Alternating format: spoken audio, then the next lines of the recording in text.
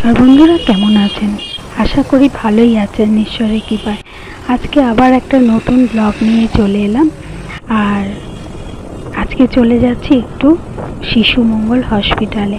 আমার পিঠে একটা সিস্ট হয়েছে, সেটা অনেক দিন থেকেই হয়েছে, কোনো অসুবিধা হতো না, এখন অসুবিধা হচ্ছে বলে যাচ্ছি, সেটাকে দেখাবো। সেটা হয়তো অপারেশন করতেও হতে পারে। যাই হোক, ফিরে যাচ্ছি, ফিরে বাড়িতে চলে এসেছি। উঠেই ছাদে চলে এসেছি একটু খাওয়া দাওয়া করে। ছাদে এসেই দেখছি একটা কুল একদম এবারে পড়েই যাবে।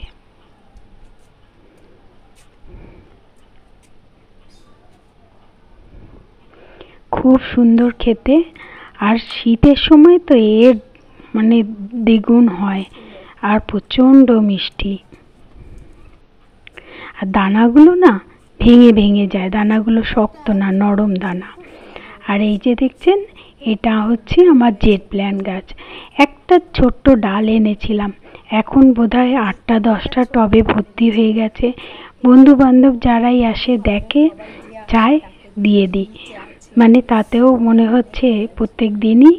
আর এত সুন্দর হয়েছে গাছটা। এই গাছটা আমার বেডরুমে মানে 2-3টে ঝোলে, আর রান্নাঘরেও 2-3টে ঝোলে।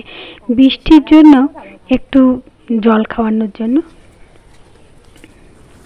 নিয়ে এসেছি। সারা বছর কিন্তু এইটা চলবে।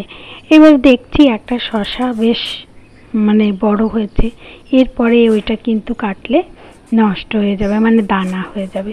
কেটেই নিলাম, কারণ ভগবানকে দিতে হবে। সন্ধেবেলা ভগবানকে দেব, সন্ধে টন্ধে দিয়ে এইবারে শুরু করে দিয়েছি রান্নাঘরটা। হসপিটাল থেকে এসে দেখছি রান্নাঘরটা, মেয়ে অফিসে গেছে, ওরও কিছু করার নেই, বেশ নোংরা হয়ে আছে। তারপরে ওগুলোকে পরিষ্কার করে আবার একটুখানি রান্না করলাম। রান্না করে কিছুই সেরম রান্না করিনি, মাছ ভাজা করেছি।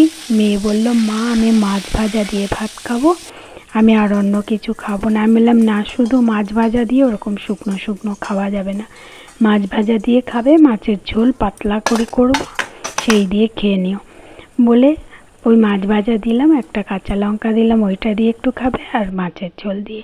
তারপরে খাওয়া দাওয়া হয়ে গেলে বিছনা টিছনা ঝেড়ে, এবার আমার তো কিছু কাজ থাকে ইউটিউব ফেসবুকে, আমি সেগুলো বসে বসে করব, আর আমার মেয়ে পড়াশোনা করবে। ব্যাস, তারপর যখন ঘুম পাবে দুজনেই ঘুমিয়ে পড়ব। আজকের ব্লগ এই পর্যন্ত। সবাই ভালো থাকবেন, সুস্থ থাকবেন।